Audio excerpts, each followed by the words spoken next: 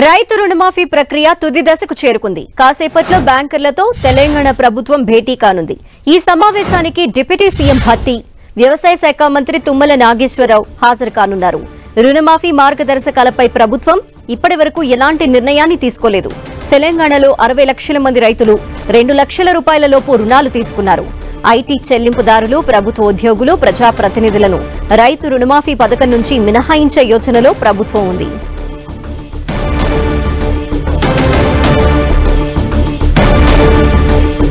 మరిన్ని డీటెయిల్స్ మా ప్రతినిధి కరుణాకర్ లైవ్ లో అందిస్తారు. కరుణాకర్, మాట ప్రకారం ఆగస్టు 15 లోపు రైతు రుణమాఫీ చేయాలన్న పట్టుదలతో తెలంగాణ ప్రభుత్వం ఉన్నట్టు తెలుస్తోంది. ఆ మేరకు గత కొన్ని రోజుల నుంచి కసరత్తు చేస్తోంది.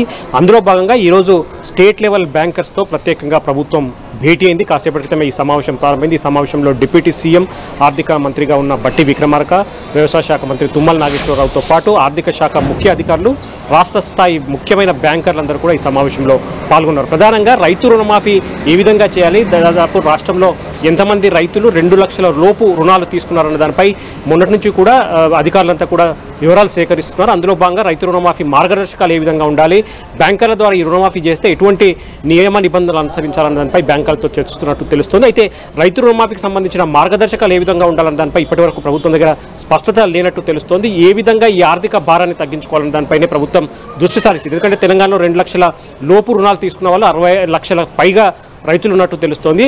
అందులో కొన్ని మార్గదర్శకాలను కఠినంగా అమలు చేస్తే కనుక దాదాపు 20 లక్షల మంది రైతులను దాని నుంచి అనర్హులుగా ప్రకటించే అవకాశం కనిపిస్తుంది. అందులో ప్రధానంగా కేంద్ర రాష్ట్ర ప్రభుత్వాల ఉద్యోగులు కావచ్చు, ఐటీ చెల్లింపు ఆదాయ పన్ను కడుతున్న వాళ్ళు కావచ్చు, లేకపోతే ఎమ్మెల్యేలు, ఎంపీలు, ఎమ్మెల్సీలు, ఇటువంటి ప్రజాప్రతినిధులు కావచ్చు, లేకపోతే 10,000 పైన పెన్షన్ తీసుకుంటున్న ఉద్యోగులు, రిటైర్డ్ ఉద్యోగులు కావచ్చు, ఇటువంటి వారందరినీ కూడా, దాంతోపాటు రేషన్ కార్డుకు సంబంధించిన ఒక నిబంధన పెట్టాలని కూడా ప్రభుత్వం యోచిస్తున్నట్టు తెలుస్తుంది. ఎందుకంటే కుటుంబానికి ఒక్కటే రేషన్ కార్డు ఉంటుంది. ఆ రేషన్ కార్డులో ఉన్న కుటుంబ పెద్దకు మాత్రమే రైతు రుణమాఫీ చేసే అవకాశాన్ని కూడా పరిశీలించడం తెలుస్తుంది. ఇటువంటి నియమ నిబంధనలు, ఇటువంటి మార్గదర్శకాలు అనుసరిస్తే మాత్రం మొత్తం 60 లక్షల మంది రైతుల నుంచి 20 లక్షల మంది రైతులు ఈ యొక్క రుణమాఫీకి అనర్హులుగా ప్రకటించే అవకాశం కనిపిస్తుంది. ఆ తర్వాత 40 లక్షల మంది మాత్రం మిగిలే అవకాశం ఉంది. ఈ 40 లక్షల మంది కూడా 2 లక్షల లోపు రుణమాఫీ చేయాలంటే ప్రభుత్వానికి దాదాపు 25,000 నుంచి 30,000 కోట్ల రూపాయలు అవసరం అవుతుంది. కాబట్టి ఈ నిధులను ఏ విధంగా సమీకరించడం దానిపై కూడా దృష్టి సారించింది. కాబట్టి ఈ మార్గదర్శకాలు కావచ్చు, లేకపోతే రైతు రుణమాఫీ చేస్తే గతంలో ఏ విధంగా వారి అకౌంట్లో జమ చేశారు అన్న దానిపై కూడా ఈరోజు బ్యాంకర్లతో చర్చించి ఒక నిర్ణయం తీసుకునే అవకాశం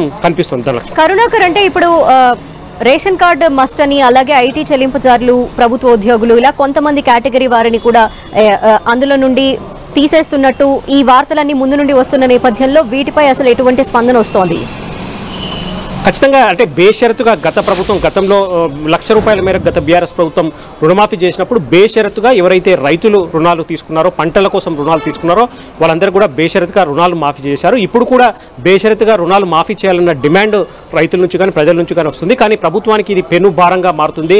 ఎందుకంటే 2 లక్షల లోపు 60 లక్షల మందికి రుణాలు మాఫీ చేయాలంటే దాదాపు 35,000 నుంచి 38,000 కోట్ల రూపాయల నిధులు అవసరమవుతుంది. కాబట్టి ప్రభుత్వం దగ్గర ఇప్పుడు అంత మేర నిధులు లేవు, ఖజానా ఖాళీగా ఉంది. కాబట్టి ఏ విధంగా ఈ యొక్క భారాన్ని తగ్గించుకోవాలన్న దృష్టితోనే ప్రభుత్వం ఆలోచిస్తుంది. ఇందులో భాగంగానే రైతులకు 2 లక్షల రుణమాఫీకి సంబంధించిన మార్గదర్శకాలను కొంత కఠినతరం చేయాలి. ఎవరైతే ఐటీ చెల్లింపుదారులు ఆదాయ పన్ను చెల్లిస్తున్నారో, లేకపోతే ప్రభుత్వ ఉద్యోగులు, కేంద్ర రాష్ట్ర ప్రభుత్వ ఉద్యోగులు కావచ్చు, లేకపోతే ప్రజాప్రతినిధులు, ఎమ్మెల్యేలు, మంత్రులు, ఎమ్మెల్సీలు, ఎంపీలు, ఇట్లా ప్రజాప్రతినిధులు కావచ్చు, లేకపోతే మాజీ ప్రజాప్రతినిధులు కావచ్చు, లేకపోతే రేషన్ కార్డు నిబంధన కూడా ఇక్కడ కీలకంగా మారబోతుంది. ఎందుకంటే చాలా వరకు గత 10 ఏళ్లలో రేషన్ కార్డులు కొత్తగా జారీ చేయలేదు. కాబట్టి ఒక కుటుంబంలో మొత్తానికి కలిసి ఒకే రేషన్ కార్డు ఉంది. అయినప్పటికీ అందులో చాలా మంది పేర్ల మీద పొలాలు, భూములు ఉంటాయి. కాబట్టి వాళ్ళందరూ విడివిడిగా, కుటుంబంలో తండ్రి కావచ్చు, కొడుకులు కావచ్చు, విడివిడిగా పంట రుణాలు తీసుకున్న పరిస్థితిని మనం చూస్తున్నాం. కాబట్టి రేషన్ కార్డు ఖచ్చితంగా నిబంధన పెడితే మాత్రం కుటుంబంలో ఒక్కరికి మాత్రమే ఈ యొక్క రైతు రుణమాఫీ అమలయ్యే అవకాశం కనిపిస్తుంది. కాబట్టి ఇటువంటి మార్గదర్శకాలన్నీ కూడా, కఠినమైన మార్గదర్శకాల నిబంధనలు పెడితే మాత్రం ఖచ్చితంగా